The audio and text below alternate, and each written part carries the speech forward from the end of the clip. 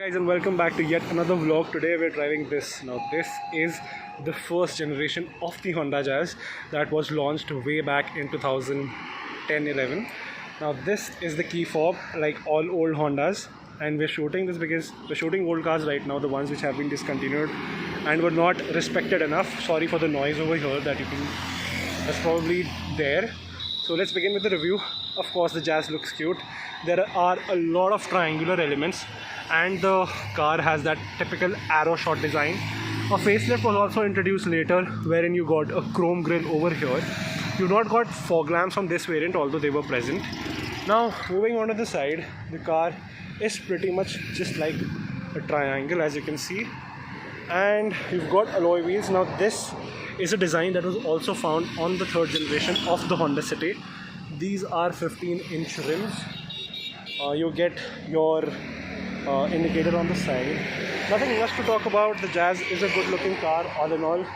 And moving on to the rear, you can see that there is that typical MPV-ish profile look to this. Now you've got another triangular element up here that was apparent even in the last generation of the Jazz that was sold over here. Now let's open the boot, and as you can see, this is a pretty spacious boot. It's got around 360 liters of space and it is very well shaped. You've got a light over there, you've got hooks to hold on to. This is your parcel tray, and let's check out the spare wheel of the car. I'm sorry if I'm not able to grab it. There it is. Not a full-size spare wheel, but a 14-inch rim. I guess 14 or 15 inch, but whatever it is not an alloy. And a little bit of cost cutting here and there, but even then the Jazz is still a very practical car at heart. Closing this down, you've got your rear defogger, that the rear tail light over here, wiper placement is over there. Now what the Jazz was most famous for were these seats. Now the back seat is like one of the best in the class, best in the segments. Till now, no automaker has been able to achieve and carve out this much space out of a hatchback. You can fold the seats as well, and this car also has the function of magic seats, wherein these seats go fold completely flat, and you can obviously do lots of tricks with the Jazz. I'm sorry, I'm not able to grab the holder for it right now, but this is all in all like really spacious. Over here, as you can see, this is what the Jazz can do, and this is like something. This is what the the purpose of the magic seats was. Honda discontinued this feature from the later version of the Jazz, but this car is like really practical, and I'll show you a few pics wherein the practicality of this car can be judged. Now closing the door, and let's sit in the back seat and check it out. The car is really spacious. I mean, you've got lots of knee room, lots of headroom, lots of knee room is there. You've got two cup holders as well. There's a cup bottle holder over there, and there's ample amount of space in here. I mean, 3 adults sitting was never a problem in the Jazz. And yeah, you've got adjustable headrests. Back then Honda was giving this, but now it doesn't, and this is like cost cutting at its prime. You've got seat belts for all 3 passengers, and that's pretty much it. Let's move on to the front now.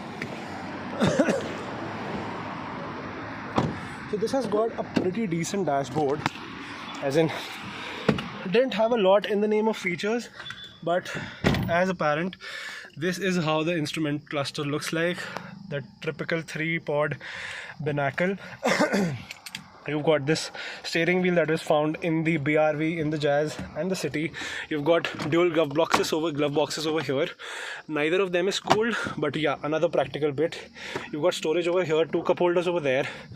Jazz has been really practical. You've got like another bottle holder over there, some storage space over here. Then you've got your cup holders in front of the AC, very practical. Again, it was not there in the last generation of the Jazz, only the driver had it, but this is like very practical. Although the CD player misses out on a USB port, and that is a very glaring omission as such. It should have been done, although you do get aux and CD support. Now this is a very old car, so bear that in mind. All in all, that's pretty much it about the Jazz. Let's start driving. These are the wiper control. These are the wiper stalks, as with all Japanese cars. These are the headlamp stalks, and this is for your side windows. The mirror controls are placed over here. These don't fold on their own, however they're electronically adjustable nonetheless. And that's pretty much it about the Jazz. Let's drive it. Before driving, let's talk about the engine a bit. The engine this car gets is the 1.2 liter iVTEC that was found in the Amaze, the BRV, in the Amaze Brio and this car. Now this engine has been carried ahead with no changes whatsoever, so it still produces 88 horsepower and 120 newton meters of torque.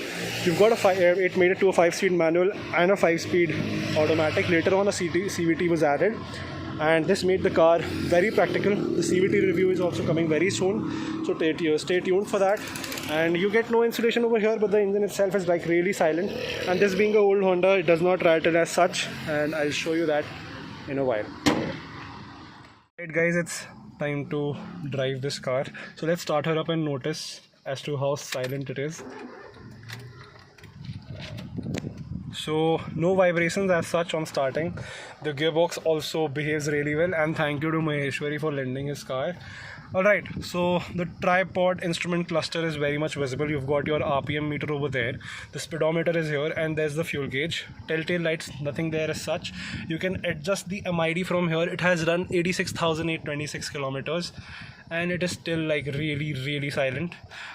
The mileage it's giving is around 12.5 kilometers to the liter, and like pretty decent for a manual petrol. However, I believe the running isn't much because of course you know that. Here, let's start driving, and gear slots in like really smoothly. And sorry, the car has stalled. It's not my fault, it's okay, sorry for that guys, and let's start driving. So this car gets a 1.2 liter iVTEC motor from the Brio, and you will feel that obviously the weight of the car has increased by around 100 kgs, so performance feels dulled down a bit. However, even then the car is like pretty decent to drive. On part throttle responses, it is very much similar. Low end, there is not a lot to expect from this engine. However, as soon as you cross 2000-3000 RPM, the car gets into a league of its own, and it starts to behave like there is actually some power in there. The brakes are feeling a bit spongy due to this being old. However, Honda cars have decent brakes as such, so it is probably due to the age of the car that this feels a bit not tied down properly. However, the way it is building up, picking up speed is still very decent by today's standards. It is still a very decent car, and if you find one, you should definitely get one. Other things to talk about is that the steering is pretty responsive.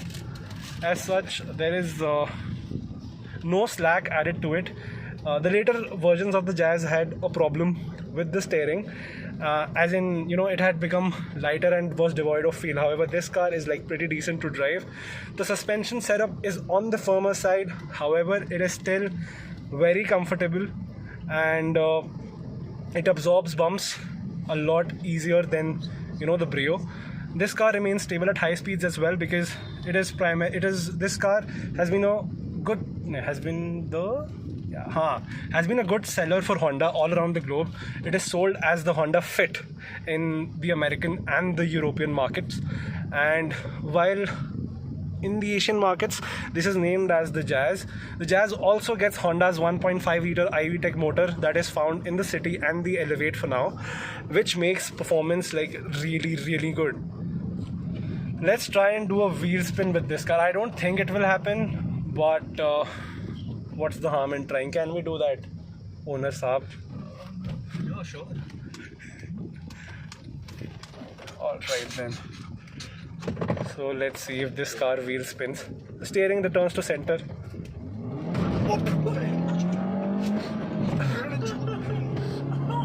Yes, it does wheel spin. And the car picks up good pace. the brakes are really spongy. The brakes are stupid, so there is no point in going really hard on the car. However, the engine is. These are the stupid people who don't let us drive here, huh? Let's do that once again. Let's switch off the AC. Let's get this into first. Yeah, I don't think we should try that again. Let's rev her out. Oh yeah. 6,500 RPM red line shifting. Yes, the car is taking time to pick up pace, but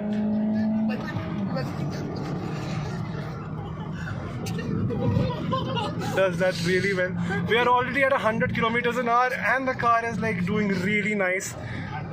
The feel at the pedal is really good and the car is really silent.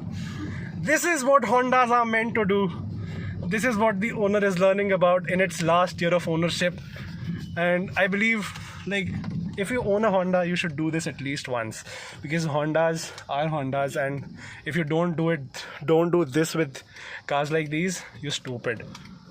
Alright, we've not stalled the car, okay. The clutch is very progressive. It's light to say the least. All in all, the car is really good nick. If you want, you can get this car for around $1.5 lakh in the used car market. That is a pretty decent buy considering Honda spares are not that expensive. Plus, this being a global model, you can obviously source it out from outside. And all in all, a very decent car. Again, Honda's strategy of not pricing it well went wrong. This was a competitor for the Swift. And although this car being leagues ahead in terms of space, in terms of ride and handling balance, Indians still preferred buying the i20, the Swift and the Polo. And why not? Because Honda itself was responsible for killing this car off again, just like other models what they've done with the other models. Hi guys, so that was it from the Honda Jazz vlog. I hope you guys like that. Another Jazz vlog coming up soon, that will be for the automatic. It'll take time, but it'll be here nevertheless. Thank you for watching. I hope you're liking this old car series. Baki, I'll see you on the other side. Thank you for watching. It's खत्म हो गया भाई vlog बस. और एक बार महेश्वरी भाई को thank you बोल दो सब लोग. It's been a pleasure.